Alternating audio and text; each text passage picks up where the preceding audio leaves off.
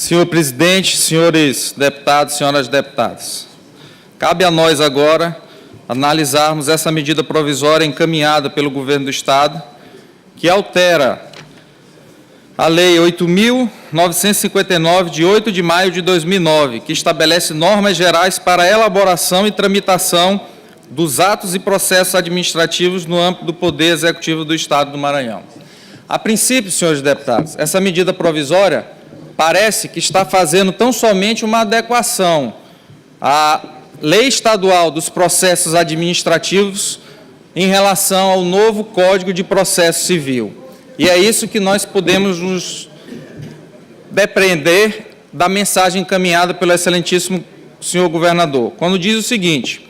a relevância pública para que se adote o texto da medida provisória em questão se refere à necessidade de aperfeiçoar o trâmite dos processos administrativos existentes em toda a estrutura da administração pública estadual. Por outro lado, é imperioso reconhecer que a Lei Estadual número 8.859/2009 se encontra ultrapassada em alguns aspectos, tendo em vista que a sua última alteração foi efetuada através da Lei 9.709, de 16 de outubro de 2012, a qual apenas acrescentou o parágrafo 5º do artigo 25.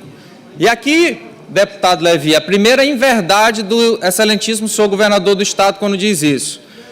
O excelentíssimo senhor governador do Estado encaminhou a esta casa a medida provisória número 226/2016 do ano passado, onde nesta medida provisória ele faz uma alteração na lei que trata do processo administrativo. E faz exatamente, deputado Levi, onde eu vou fazer a referência agora, no que diz respeito ao pagamento das despesas realizadas sem licitação ou sem qualquer processo administrativo no que diz respeito à inexigibilidade ou dispensa de licitação.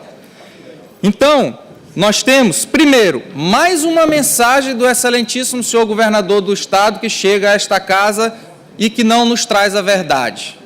É preciso, senhor presidente, que essa casa comece a tomar as suas medidas no que diz respeito à sua autonomia e independência. Nós devemos ser, sim, harmônicos em relação ao governo do Estado, mas jamais admitir situações como essa, que o governo do Estado, em praticamente todas as suas mensagens, senhor presidente, que encaminha a esta casa, deputado Hélito, ele não traz a verdade para que nós possamos apreciar nesse plenário. Ultrapassada essa inverdade aqui trazida pela mensagem do excelentíssimo senhor governador, dizendo que a última alteração foi em 2012, quando na verdade foi no ano passado e feita por ele mesmo, através da medida provisória número 226 de 2016, ele diz mais à frente: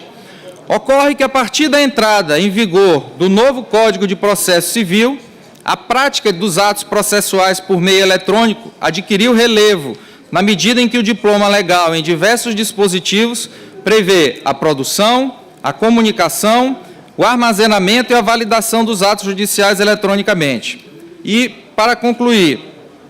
no que diz respeito à questão da urgência desta medida provisória, ele alega mais ao final: ademais, a urgência na alteração da Lei Estadual 8.959 de 2009 é manifesta, considerando que o Código de Processo Civil entrou em vigor desde 18 de março de 2016. Logo, é imprescindível a imediata adequação das normas do processo administrativo estadual aos ditames do novo Código de Processo Civil. E aí eu digo, deputado César Pires, em 18 de março de 2016, já era governador o atual governador. E dizer que esperar de 18 de março de 2016, do ano passado, até hoje, sem mandar um projeto de lei a esta casa, que poderia ter passado em todas as comissões, que poderia ter passado e sofrido o debate necessário nas comissões temáticas desta casa, para legislar através de medida provisória, alegando que essa matéria tem urgência,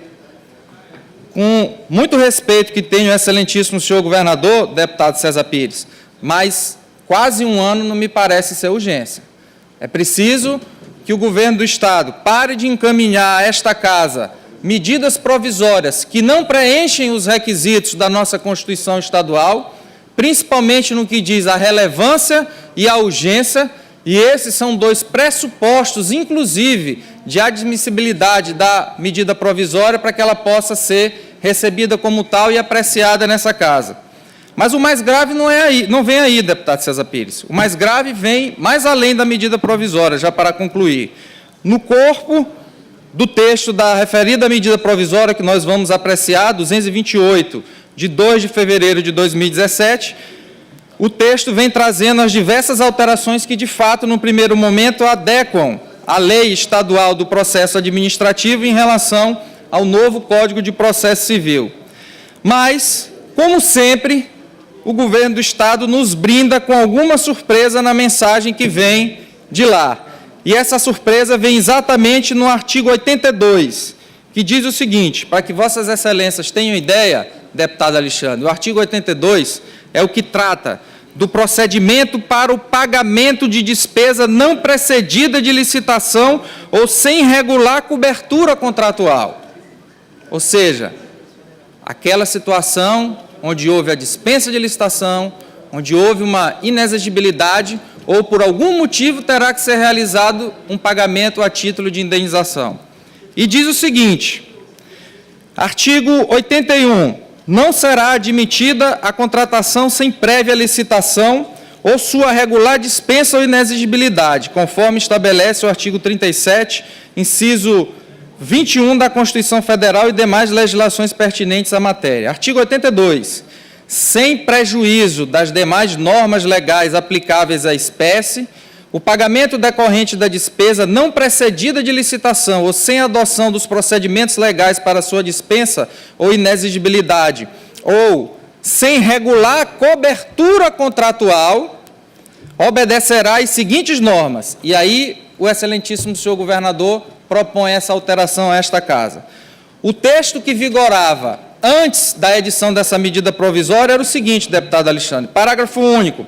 o valor a ser pago corresponderá, vejam bem, apenas ao custo do objeto executado, mediante cálculos aferidos pela administração. O que isso quer dizer? Se tinha um contrato que foi celebrado por dispensa de licitação ou um pagamento a título de indenização, o governo do Estado só faria o pagamento daquilo que fosse literalmente executado e após os cálculos, deputado Max Barros, realizados pela administração estadual. A proposta que nos apresenta o excelentíssimo senhor governador do Estado em relação a esse parágrafo único é a seguinte redação. O valor a ser pago corresponderá ao efetivamente devido pela prestação dos serviços ou fornecimento de bens, não cabendo a inclusão de valores referente a lucro cessante, juros ou qualquer outro de cunho indenizatório. A pergunta que eu faço, deputado Max Barros, onde ficaram os cálculos aferidos pela administração?